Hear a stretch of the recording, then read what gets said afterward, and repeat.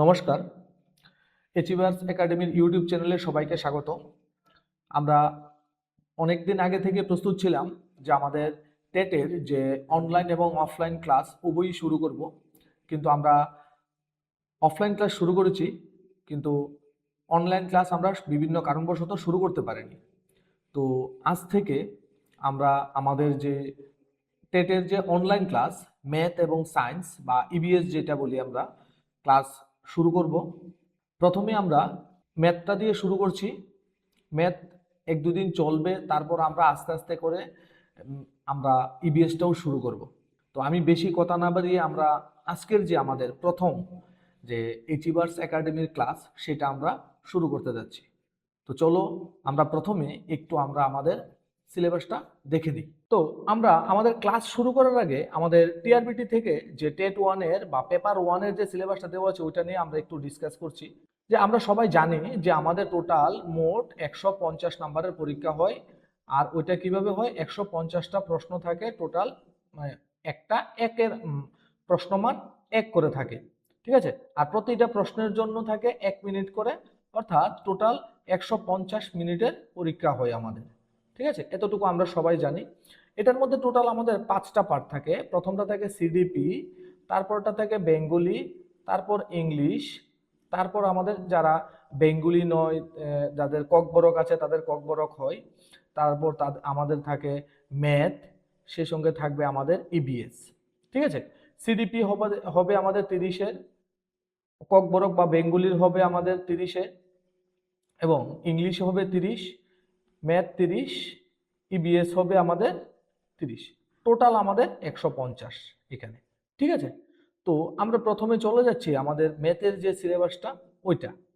আমাদের এই ম্যাথের সিলেবাসের মধ্যে প্রথম দিকে রয়েছে আমাদের জিওমেট্রি, অর্থাৎ জ্যামিতির মধ্যে আমাদের চতুর্ভুজ, ত্রিভুজ সবগুলি, তাদের যে বৈশিষ্ট্য, তাদের বাহুর যে বৈশিষ্ট্য, তাদের কোণের যে বৈশিষ্ট্য, সবকিছু আমরা এখানে ডিটেলস পড়বো। তারপর আমরা মোস্ট ইম্পর্টেন্ট একটা টপিক পড়বো আমরা, যেখানে সেটা হলো কি আমাদের সিমেট্রি বারের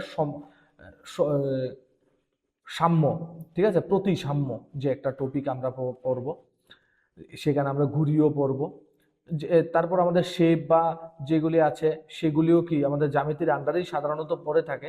তারপরে মেজারমেন্ট আমরা পরিমাপ, ওই যে পরিমাপ রিলেটেড আমরা কিছু না, হাইট, টাইম, ক্যাপাসিটি, ঠিক আছে, তাদের মধ্যে যে রিলেশন বা ইউনিট কনভার্সন যে একটা পার্ট থাকবে ওইটা আমরা এখানে পড়বো। তারপর আমাদের একটা মোস্ট ইম্পর্টেন্ট টপিক যেটা হলো আমাদের নাম্বার সিস্টেম, ঠিক আছে। আজকে আমরা এই নাম্বার সিস্টেমই শুরু করব। তারপর আছে আমাদের এরিথমেটিক, যেটা আমরাকে বলি পাটিগণিত, ঠিক আছে, অনুপাত, সমানুপাত, শতকরা, তারপর আমাদের গড়, প্রফিট লস বা লাভ লস আমরা সব এখানে পড়বো। তারপর পড়বো আমরা ভগ্নাংশেরও আমরা বিভিন্ন যে দিক আছে, যেমন ওয়েট রিলেটেড, টাইম রিলেটেড বা ডাটা যে আমরা পরিসংখ্যান রিলেটেড, এই সবগুলিও পড়বো, ঠিক আছে। মানি, তারপরে প্যাটার্ন, আমরা বিভিন্ন প্যাটার্ন নিয়েও আমরা পড়ব, ঠিক আছে। আর লাস্টে আমরা যেটা হলো আমাদের প্যাডালজিক্যাল ইস্যুস ইন ম্যাথমেটিক্স, এখান থেকে আমাদের মোট 5টা প্রশ্ন থাকে, এইগুলি আমরা পরের দিকে আলোচনা করব, ঠিক আছে। তো আজকে আমরা যেটা শুরু করব প্রথমে সেটা হলো আমাদের নাম্বার সিস্টেম, ঠিক আছে। তো আমরা শুরু করছি আমাদের আজকের নাম্বার সিস্টেম। তো আমরা আজকের যে টপিক শুরু করছি আমাদের নাম্বার সিস্টেম, ঠিক আছে। আমরা নাম্বার সিস্টেম ইন ডিটেলস আমরা পড়ব, তার মধ্যে কিছু আমরা প্রবলেম সলভও করব, ঠিক আছে। আমরা নাম্বার সিস্টেমের মধ্যে প্রথম যে পার্টটা পড়ব অঙ্ক বা ডিজিট। অঙ্ক বা ডিজিট মানে কি, যে সমস্ত চিহ্ন বা প্রতীক দ্বারা আমরা কোনো একটা সংখ্যাকে প্রকাশ করি তাদেরকে বলা হয় আমাদের অঙ্ক বা ডিজিট, ঠিক আছে। আমাদের মোট 10টি ডিজিট আছে বা অঙ্ক আছে যেগুলি দিয়ে আমরা কোনো একটা সংখ্যাকে প্রকাশ করি। যেমন ধরো সে কোনো একটা সংখ্যা 5000, ঠিক আছে, আমি 5000 লিখলাম। এই 5000কে আমি রিপ্রেজেন্ট করতে বা প্রকাশ করতে আমি কি কি ব্যবহার করেছি, এখানে 5 ব্যবহার করেছি, 0 3টা ব্যবহার করেছি, ঠিক আছে। এই 5 আর 0 গুলি হলো আমাদের অঙ্ক বা ডিজিট, ঠিক আছে। তাহলে আমাদের অঙ্ক বা ডিজিট কত কত আছে, 0 থেকে 9 পর্যন্ত, মোট কয়টি থাকবে আমাদের এখানে, 10টি, ঠিক আছে। এবার আমরা কোনো একটা সংখ্যার মধ্যে কোনো একটা অঙ্কের প্রকৃত মান আর স্থানীয় মান কত নির্ণয় করব। যেমন ধরো এখানে আমরা একটা এক্সাম্পল দিয়েছি 2 3 7, এই একটা হলো আমাদের সংখ্যা। এবার ধরো বলা হলো যে আমাদের 3, ঠিক আছে, 3 এর স্থানীয় মান কত? স্থানীয় মান হলো কি দুইটা জিনিস, একটা হলো আমাদের প্রকৃত মান আর একটা হলো আমাদের স্থানীয় মান। আমি প্রকৃত মানটা বলছি কি, প্রকৃত মানটা হলো এর ভ্যালু কত, মানে এর মান কত। যেমন ধরো 3 এর মান কত? 3, তাহলে তার প্রকৃত মান হবে ওই মানটাই, সে নিজেই হলো তার প্রকৃত মান। যেমন 2 এর প্রকৃত মান 2, 7 এর প্রকৃত মান 7, ঠিক আছে। কিন্তু আমরা যখন স্থানীয় মান বলবো তখন আমরা কি করব, তার স্থানটা কততে আছে ওইটাও আমার দেখতে লাগবে। আমরা কোনো একটা সংখ্যাকে যখন পড়ি বা সংখ্যাকে যখন বলি, কিভাবে বলি তারা আমরা পরিচয়টা কিভাবে জানি? যেমন দেখো একক, দশক, আমার শতক, ঠিক আছে, এইভাবে করে আমরা কোনো একটা সংখ্যাকে জানি, ঠিক আছে। তারপর কত আসবে? আমাদের হাজার, ঠিক আছে। এই সংখ্যাগুলি সে এখানে আমাদের আরেকটা আসলো 5, তাহলে আমাদের সংখ্যাটা কি হবে? 5 2 3 7। তাহলে এককের ঘরে কত আছে? 7, দশকের ঘরে আছে 3, শতকের ঘরে আছে 2, আর হাজারের ঘরে আছে 5। এবার আমি যদি 3 এর স্থানীয় মান বলি তাহলে কি বলবো? 3 ইন্টু কততে আছে এটা? 10, ইকুয়াল টু তার স্থানীয় মান কত? 30। মন থাকবে তো? ঠিক আছে। কিন্তু পরীক্ষা আমরা শর্টকাট কিভাবে করব? কোনো একটা সংখ্যাকে যখন বলবে তার স্থানীয় মান কত, আমি প্রথমে সেই সংখ্যাটা লিখব। যে আমি এখন 2 যদি বার করি হলো লিখব 2, তারপর তার কয়টা ডিজিট আছে? দুইটা ডিজিট আছে, দুইটা শূন্য বসিয়ে দেবো। অর্থাৎ 2 এর বা 2 এর এখানে আমাদের তার স্থানীয় মান কত হবে? 200, ঠিক আছে, ক্লিয়ার। এবার এখান থেকে আমাদের কিরকম প্রশ্ন আসতে পারে? ঠিক আছে, আমাদের প্রশ্ন আসতেই পারে, যেমন ধরো আমরা লিখলাম এখনই নাম্বারটা 5 2 3 7, এর মধ্যে বলতে পারে যে 2 এর স্থানীয় মান, এবং 2 এখানে বলতে পারে যে 2 এর স্থানীয় মান, স্থানীয় মান এবং স্থানীয় মান এবং প্রকৃত মানের ব্যবধান কত? প্রকৃত মানের ব্যবধান কত? ঠিক আছে, ব্যবধান কত? কত হবে? প্রথমে কি স্থানীয় মান কত হবে? স্থানীয় মান 200, আর প্রকৃত মান 2, আনসার হবে 198, ঠিক আছে, আনসার হবে 198, ঠিক আছে। তারপর দেখো আমাদের নেক্সট যে পার্টটা আমরা পড়ব সেটা হলো আমাদের কি ন্যাচারাল নাম্বার বা স্বাভাবিক সংখ্যা। ন্যাচারাল নাম্বার বা স্বাভাবিক সংখ্যা কি? আমরা গণনার প্রয়োজনে যে সমস্ত সংখ্যা উৎপন্ন হয় বা যে সব সংখ্যা আমরা ব্যবহার করি তাদেরকে বলা হয় আমাদের স্বাভাবিক সংখ্যা। যেমন দেখো 1 2 3, আমরা গণনার জন্য এগুলো ব্যবহার করি একদম ইনফিনিটি পর্যন্ত, যা কিছু গণনা সবগুলি যখন আমরা গণনা করতে যেসব সংখ্যাগুলি ব্যবহার করি সবগুলিকে আমরা বলবো কি স্বাভাবিক সংখ্যা, ঠিক আছে। স্বাভাবিক সংখ্যার এই চারটা আমরা এখানে ধর্ম উল্লেখ করলাম। যেমন দেখো দুটি স্বাভাবিক সংখ্যার গুণফল সর্বদা স্বাভাবিক সংখ্যা হবে, দুটি স্বাভাবিক সংখ্যার বিয়োগফল সর্বদা স্বাভাবিক সংখ্যা হবে না। যেমন দেখো স্বাভাবিক সংখ্যার যোগফল 3 + 3 = কত হবে? আমাদের 6, ঠিক আছে। সেম দেখো আমরা 3 - 3 = কত হবে? 0, কিন্তু এটা কিন্তু আমার বিয়োগফলটা আমার একটা স্বাভাবিক সংখ্যা না, কিন্তু যোগফলটা আমার একটা স্বাভাবিক সংখ্যা সব সময় আসবে। তারপর দেখো 3 × 3, প্রত্যেকটা দুটি স্বাভাবিক সংখ্যার গুণফল সবসময় স্বাভাবিক সংখ্যা হবে, কিন্তু ভাগফল কিন্তু আমাদের স্বাভাবিক সংখ্যা হতে পারে আবার নাও হতে পারে। যেমন দেখো এখানে 2/4, আনসার কত হবে? 1/2। এটা যদি আমি 2 1 কাটি, এটা কাটবো আমি 2, 1/2, এটা কি আমাদের কোনো স্বাভাবিক সংখ্যা নয়, ঠিক আছে। তারপর দেখো আমরা যেটা পড়বো মৌলিক সংখ্যা। মৌলিক সংখ্যা মানে কি? যেসব সংখ্যা যে সমস্ত স্বাভাবিক সংখ্যার শুধুমাত্র দুটি ভিন্ন উৎপাদক থাকে তাদের মৌলিক সংখ্যা বলে। এবার উৎপাদক মানে কি? এটা হলো আমাদের একটু ইম্পর্টেন্ট, ঠিক আছে। উৎপাদক হলো আমাদের কোন একটা সংখ্যাকে কত কত দিয়ে ভাগ করা যায়। আমি যদি শর্টকাট বলি, যেমন দেখো 10, 10-এর উৎপাদক কত কত হবে? 1 2 5 10, কারণ এই সংখ্যাগুলি দিয়েই আমি 10কে ভাগ করতে পারি। তাই 10-এর উৎপাদক কত কত হবে? 1 2 5 10, ক্লিয়ার, ঠিক আছে।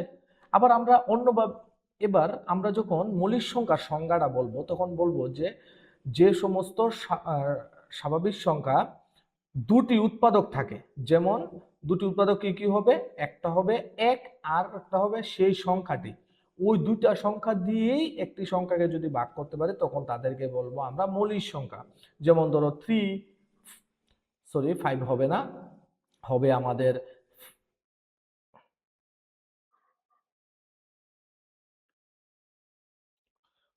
যেমন আমাদের হবে 3, তারপর হবে আমাদের 5, তারপর হবে আমাদের 7, তারপর হবে আমাদের 11, ঠিক আছে, তারপর হবে 13, তারপর হবে আমাদের 17, 19, ঠিক আছে, আরো আছে এরকম। আমরা মনে রাখবে আমাদের 2 আছে আমাদের, ঠিক আছে, 2 ক্ষুদ্রতম আমাদের মৌলিক সংখ্যা। সবাই একটু খেয়াল রাখবে আমাদের যে মৌলিক সংখ্যাগুলি আছে 1 থেকে 100 এর মধ্যে সবগুলি সাধারণত মনে রাখতেই লাগবে, ঠিক আছে, পারলে আরো বেশি কিন্তু এগুলির অন্ততপক্ষে রাখতেই লাগবে, ঠিক আছে। যেমন তোমাকে বলে দিতে পারে 2 অঙ্কের সবচেয়ে বৃহত্তম মৌলিক সংখ্যা এবং ক্ষুদ্রতম সংখ্যার ব্যবধান কত বা যোগফল কত, বুঝতে পেরেছি, আমরা এটা মনে রাখতে লাগবে, ঠিক আছে। তারপর আমাদের যৌগিক সংখ্যা, যৌগিক সংখ্যা কাদের বলা হয়, যাদের 2 এর অধিক উৎপাদক থাকবে, ঠিক আছে, যেগুলো এক এবং ওই সংখ্যা ছাড়াও অন্তত একটি অন্য উৎপাদক বা গুণনীয়ক থাকে। যেমন ধরো আমরা 4, ঠিক আছে, 4 কে কত কত দিয়ে ভাগ করতে পারি, 1 2 4, ঠিক আছে, 1 4 2 আর 4 দিয়ে ভাগ করতে পারি। সেই সংখ্যাটা কত, 4 আর 1, এই দুইটা ছাড়াও আমার 2 আরেকটা সংখ্যা আছে যেটা দিয়ে আমরা 4 কে বা 4 কে ডিভাইড করতে পারি। তাই 4 হলো আমাদের একটি কম্পোজিট নাম্বার বা যৌগিক সংখ্যা, ঠিক আছে। আরেকটা জিনিস মনে রাখবে 4 হলো বা 4 হলো আমাদের ক্ষুদ্রতম বা প্রথম যৌগিক সংখ্যা, ঠিক আছে।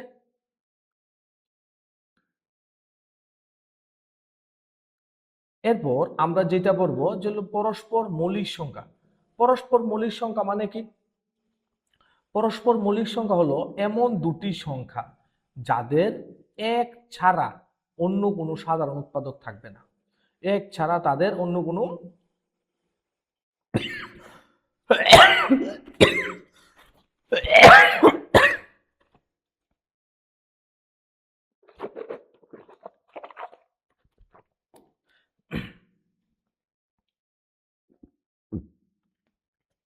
এরপর আমরা যেটা পড়বো সেটা কি আমাদের পরস্পর মৌলিক সংখ্যা। পরস্পর মৌলিক সংখ্যা মানে কি, এমন দুটি সংখ্যা যাদের এক ছাড়া অন্য কোনো সাধারণ উৎপাদক বা গুণনীয়ক থাকে না। যেমন ধরো তার আমরা এখানে এক্সাম্পল দিয়েছি 8 এর 9, 8 এর গুণনীয়ক বা উৎপাদকগুলি কি 1 2 4 and 8, দ্যাট মিনস 1 2 4 আর 8 দিয়ে আমি 8 কে ভাগ করতে পারি। সেম দেখো আমি 9 কে কত কত দিয়ে ভাগ করতে পারি, 1 3 আর 9 দ্বারা। এবার এদের মধ্যে সাধারণ উৎপাদক কত বা সাধারণ আমি কত দিয়ে ভাগ করতে পারি, কেবলমাত্র 1 দিয়ে আমি 8 কে ভাগ করতে পারি, আবার 9 কে ভাগ করতে পারি, এছাড়া আর কোনো সংখ্যা নেই যেটা দিয়ে আমি 8 কে ভাগ করতে পারি আবার 9 কে ভাগ করতে পারি। এই সমস্ত সংখ্যাগুলিকে এক জোড়া সংখ্যাকে আমরা সবসময় বলবো যে পরস্পর মৌলিক, ঠিক আছে। আমরা একটা জিনিস খেয়াল রাখবো এখানে সব সময় যে আমরা পরস্পর মৌলিক সংখ্যা যেমন পরপর দুটি সংখ্যা সে 10 and 11, পরপর দুটি সংখ্যা সবসময় পরস্পর মৌলিক হয়, ঠিক আছে। অর্থাৎ তাদের যে আমার সাধারণ উৎপাদক হয়, সাধারণ উৎপাদক কত হবে, আমাদের সাধারণ উৎপাদক হবে 1, ঠিক আছে, ওকে। তারপর আমাদের হলো ইন্টিজার্স বা অখণ্ড সংখ্যা। অখণ্ড সংখ্যা মানে কি, আমরা স্বাভাবিক সংখ্যাগুলোর সাথে যদি শূন্য যোগ করি তখনই আমরা যে সংখ্যাগুলি পাবো তাদেরকে বলা হবে অখণ্ড সংখ্যা। অর্থাৎ শূন্য থেকে 1 2 3 4 ইনফিনিটি পর্যন্ত যত সংখ্যা পাবো সবগুলি হলো আমাদের অখণ্ড সংখ্যা, ঠিক আছে। তাহলে আমরা এখানে একটা জিনিস সুন্দর করে লিখতে পারি, অখণ্ড সংখ্যা সমান সমান শূন্য প্লাস স্বাভাবিক সংখ্যা।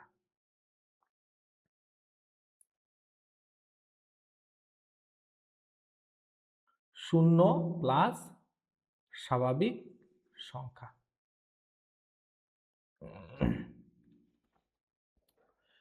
ঠিক আছে। তারপর দেখো অখণ্ড সংখ্যার কিছু ধর্ম, যেমন অখণ্ড সংখ্যার যোগফল সর্বদা অখণ্ড সংখ্যা হবে, অখণ্ড সংখ্যার বিয়োগফল সর্বদা অখণ্ড সংখ্যা নাও হতে পারে, ঠিক আছে। তারপর দুটি অখণ্ড সংখ্যার গুণফল সর্বদা অখণ্ড সংখ্যা হবে, কিন্তু ভাগফল সবসময় অখণ্ড হতেও পারে আবার নাও হতে পারে। ঠিক আছে, তারপর হলো আমাদের পূর্ণ সংখ্যা বা যেটা বলি আমরা হোল নাম্বার। পূর্ণ সংখ্যা মানে কি, এখন শূন্য শূন্য থেকে 1 2 3 এই সংখ্যাগুলি তো থাকবেই, সেই সঙ্গে ঋণাত্মক সংখ্যাগুলিও থাকবে। আচ্ছা, আমাদের এখানে একটা প্রশ্ন, ধনাত্মক আর ঋণাত্মক দুইটা জিনিস আমরা পাবো।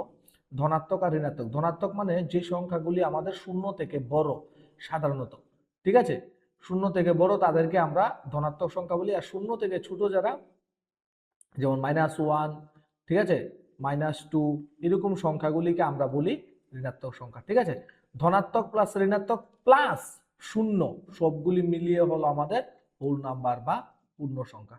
ঠিক আছে,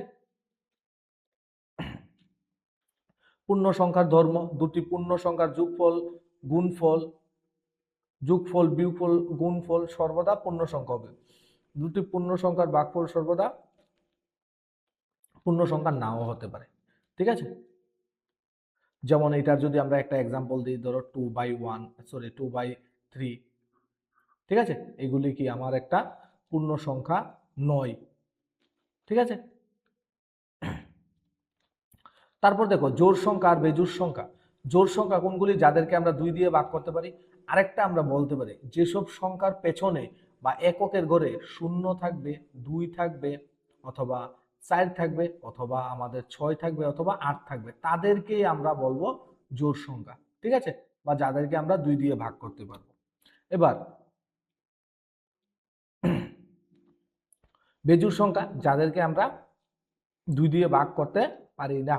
ঠিক আছে, এবার জোড় ও বেজোড় সংখ্যার ধর্ম কি বলেছে দেখো, দুটি জোড় সংখ্যার সমষ্টি অন্তর সর্বদা জোড় সংখ্যা হবে, কিন্তু একটি জোড় সংখ্যা এবং একটি বেজোড় সংখ্যার সমষ্টি এবং অন্তর সবসময় বেজোড় সংখ্যা হবে। মানে দুইটা জোড় সংখ্যার যোগফল বিয়োগফল সবসময় জোড় হবে, কিন্তু যদি একটা জোড় আর একটা বেজোড় হয় তাহলে যোগ করি অথবা বিয়োগ করি আমার সবসময় বেজোড় সংখ্যা হবে। ঠিক আছে, দুটি বেজোড় সংখ্যার সমষ্টি এবং অন্তর সর্বদা জোড় হবে। ঠিক আছে, তারপর দেখো দুটি জোড় সংখ্যার গুণফল সর্বদা একটি জোড় সংখ্যা, দুটি বেজোড় সংখ্যার গুণফল সর্বদা বেজোড় সংখ্যা, একটি জোড় এবং একটি বেজোড় সংখ্যার গুণফল সর্বদা জোড় সংখ্যা হবে। ঠিক আছে, এগুলি আমরা একটু মাথায় রাখবো। তারপর দেখো আমাদের আছে রেশনাল নাম্বার বা মূলদ সংখ্যা। এটা আমাদের একটু ইম্পর্টেন্ট, ভালোভাবে পড়তে লাগবে, এখান থেকে আমাদের বিভিন্ন প্রশ্ন আসে। ঠিক আছে, যে সংখ্যাকে আমরা p/q আকারে লিখতে পারি, অর্থাৎ এইভাবে লিখতে পারি। ঠিক আছে, কিউ নট ইকুয়াল টু 0 হবে, মনে রাখতে হবে কিউ কোনোদিন 0 হতে পারবে না। এইরকম আকারে যদি আমরা লিখতে পারি তখনই তাদেরকে আমরা বলবো মূলদ সংখ্যা। ঠিক আছে, তাহলে সমস্ত স্বাভাবিক সংখ্যা আমার মূলদ সংখ্যা কিনা? অবশ্যই, কারণ আমরা যখন স্বাভাবিক সংখ্যা বলি একটা 5 এর নিচে মনে মনে কি আছে আমাদের 1, অর্থাৎ এইটাও আমার p/q আকারে লিখতে পারি। এই সংখ্যাগুলিকে বলা হবে আমাদের মূলদ সংখ্যা। ঠিক আছে, আমরা এখানে কয়েকটা মূলদ সংখ্যার উদাহরণ দিয়েছি, 3/4, 5 -7.235। ঠিক আছে, যে সংখ্যাগুলি দিলাম সবগুলি কি আমাদের মূলদ সংখ্যা। যেমন দেখো এখানে √16 দিয়েছি, দ্যাট মিনস এটা কি √16 যদি আমার বেরিয়ে আসে, √16 ইকুয়াল টু কত? 4। 4 তো আমার একটা স্বাভাবিক সংখ্যা, আর সমস্ত স্বাভাবিক সংখ্যাই আমাদের কি এক একটা, শুধু স্বাভাবিক সংখ্যা নয়, প্রত্যেকটা পূর্ণ সংখ্যাই আমাদের মূলদ সংখ্যা। ঠিক আছে, এখানে দেওয়া আছে সমস্ত পূর্ণ সংখ্যাই মূলদ সংখ্যা, কিন্তু সমস্ত পূর্ণ সংখ্যা মূলদ সংখ্যা নয়। আচ্ছা দেখো এখানে দেওয়া আছে নোট, যে সমস্ত পূর্ণ সংখ্যাই মূলদ সংখ্যা, কিন্তু সমস্ত, এটা একটু ভুল হয়েছে, হ্যাঁ, সমস্ত মূলদ সংখ্যা, সমস্ত মূলদ সংখ্যা, মূলদ সংখ্যা পূর্ণ সংখ্যা নয়, পূর্ণ সংখ্যা নয়। ঠিক আছে, মনে রাখবে কিন্তু। তারপর দেখো মূলদ সংখ্যার কয়েকটি ধর্ম, যে কোনো মূলদ সংখ্যার যোগফল বিয়োগফল শূন্য ছাড়া আর কি একটি মূলদ সংখ্যা হবে। মূলদ সংখ্যা বিনিময় সংযোগ এবং বিচ্ছেদ নিয়ম সিদ্ধ করে, এই সবগুলি নিয়ম মেনে চলবে। ঠিক আছে, মনে রাখবে। আরো আছে এ ও বি দুটি মূলদ সংখ্যা হলে এ গ্রেটার দেন বি হয়, তবে এ বি ইকুয়াল টু, মানে যে কোনো একটা হতে পারে। ঠিক আছে, তিনটি যখন হবে এইটার মধ্যেও যে কোনোটা হতে পারে। দুটি অমূলদ সংখ্যার মধ্যে সর্বদাই অসংখ্য মূলদ সংখ্যা থাকবে। বলা হয়েছে লাইক আমি আমি যদি বলি 5 and 6, এই দুইটার মাঝখানে অসংখ্য মূলদ সংখ্যা আছে। ঠিক আছে, ক্লিয়ার? তারপর দেখো অমূলদ সংখ্যা। অমূলদ সংখ্যা মানে কি? যে সমস্ত সংখ্যাকে পি বাই কিউ আকারে প্রকাশ করা যায় না তাদের অমূলদ সংখ্যা বলে। যেমন √2, √3, এগুলি কি আমাদের অমূলদ সংখ্যা। ঠিক আছে, ক্লিয়ার? যেমন π22/7 আমরা লিখতে পারি, কিন্তু এক্স্যাক্টলি কি এটার ভ্যালু কি এরকম হয় না, তাই আমরা পাইকেও অমূলদ সংখ্যা বলি। যেমন এটা কি 1.1212121 এগুলি চলতে থাকবে। যেমন এগুলিকে আমরা লিখতে পারি কি 1.21 বার, মানে এটা কি সবসময় 1.2121 এইভাবে চলতে থাকবে। ঠিক আছে, আমরা অমূলদ সংখ্যা দু তিনটি একটু তাড়াতাড়ি করে দেখে নেই। আমাদের যে ধর্ম, যে কোনো দুটি অমূলদ সংখ্যার যোগফল সর্বদা একটি অমূলদ সংখ্যা নয়। ঠিক আছে, যেমন ধরো আমি যদি বলি 2,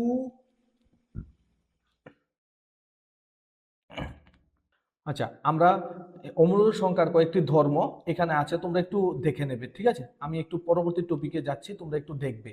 যেমন যে কোনো দুটি অমূলদ সংখ্যার যোগফল সর্বদা একটি অমূলদ সংখ্যা নয়, মানে কোনো কোনো ক্ষেত্রে হবে, কোনো কোনো ক্ষেত্রে হবে না। ঠিক আছে, যেমন ধরো √2 -√2 অমূলদ সংখ্যার বিয়োগফল, আনসার কত? 0। আমাদের এটা কি আমাদের অমূলদ সংখ্যা নয়। ঠিক আছে, এরকম বাকিগুলি একটু দেখবে। তারপর দেখো আমরা যেটা বলছি বাস্তব সংখ্যা। ঠিক আছে, বাস্তব সংখ্যা মানে কি? সমস্ত মূলদ এবং অমূলদ সংখ্যাকে একসঙ্গে বলা হয় আমাদের বাস্তব সংখ্যা, মানে যা সংখ্যা আছে সব সংখ্যাকে বলা হয় আমাদের বাস্তব সংখ্যা। ঠিক আছে, আমরা আরেকটা জিনিস একটু লক্ষ্য করব, কিন্তু প্রথমে এসেছিল আমাদের কি স্বাভাবিক সংখ্যা। ঠিক আছে, এটা আমাদের একটু মনে রাখতে হবে, স্বাভাবিক সংখ্যা। স্বাভাবিক সংখ্যার সঙ্গে যখন আমি শূন্য যোগ করি তখন কি হয়ে গেল আমাদের অখণ্ড সংখ্যা। অখণ্ড সংখ্যার সাথে আমি যখন নেগেটিভগুলি -2 -1 এগুলিও যখন যোগ করব তখন কি হয়ে যাবে আমাদের? এই সবগুলি হয়ে যাবে আমাদের পূর্ণ সংখ্যা। ঠিক আছে, পূর্ণ সংখ্যা, এগুলি মাথায় রাখতে লাগবে আমাদের। ঠিক আছে, এবার এই সমস্ত পূর্ণ সংখ্যা এগুলিকে যদি আমরা পি বাই কিউ আকারে লিখতে পারি, সবগুলিকে আমরা কি বলি? আমরা আমাদের মূলদ সংখ্যা। ঠিক আছে, মূলদ সংখ্যার পর আমরা যেটা বললি, যেটাকে পি বাই কিউ আকার আমরা লিখতে পারি না তাদেরকে বলা হয় আমাদের অমূলদ সংখ্যা। এবার সমস্ত মূলদ এবং অমূলদ সংখ্যাকে একসঙ্গে বলা হয় আমাদের বাস্তব সংখ্যা। ঠিক আছে, তারপর আমরা পাশাপাশি দুইটা জিনিস আমরা দেখে নেব, একটা হলো বীজগাণিতিক রাশিমালা বা বীজগাণিতিক সংখ্যা, আর একটা হলো অবীজগাণিতিক রাশি। ঠিক আছে, বীজগাণিতিক রাশি হলো আমরা যেগুলিকে হিসেব করে পেয়ে থাকি। ঠিক আছে, যেমন বীজগাণিতিক, যেমন বলে কি বলছে, যেসব সংখ্যা কোনো বীজগাণিতিক সমীকরণের মূল বা সমাধান হিসেবে পেয়ে থাকি, ঠিক আছে, তাদেরকে বলা হয় বীজগাণিতিক সংখ্যা। মানে আমরা বীজগাণিতিক রাশি বা বীজগাণিতিক যে সমীকরণ মানে কি, যেগুলি চলরাশি চলরাশি থাকে তাদের মান আমরা যেগুলি পেয়ে থাকি ওইগুলি হলো আমাদের কি বীজগাণিতিক সংখ্যা। ঠিক আছে, আর অবীজগাণিতিক কি? যেগুলি আমরা কোনোদিন সমাধানে পাই না, যেমন পাই, ই, এটি এইগুলি আমরা একটু মুখস্থ করে নেব, পাই, এ এবং ই। ঠিক আছে, আমাদের পরীক্ষার মধ্যে এগুলি ডেসক্রাইব করতে আসবে না, শর্টকাট আসবে কি আমাদের নিম্নলিখিতগুলির মধ্যে কোনটি একটি অবীজগাণিতিক সংখ্যা বলো, এরকম প্রশ্ন আসবে। তো এই ক্ষেত্রে আমরা অবীজগাণিতিকগুলি আমরা একটু করে নেব। আরেকটা জিনিস আমরা একটু লক্ষ্য করবো, বীজগাণিতিক সংখ্যা মূলদ বা অমূলদ দুইটাই হতে পারে, কিন্তু অবীজগাণিতিক রাশিমালা সবসময় অমূলদ হবে। ঠিক আছে, ওকে। তারপর আমরা আরো দুইটা জিনিস দেখবো, একটা হলো আমাদের ধ্রুবক সংখ্যা, যেগুলির মান একদম ফিক্সড থাকবে বা স্থির থাকবে তাদেরকে বলা হয় ধ্রুবক সংখ্যা। যেমন 2, 3, 4, 5, 6 যা আছে, আমরা এই সমস্ত সংখ্যাগুলি কি তারা একটা আমার ধ্রুবক সংখ্যা।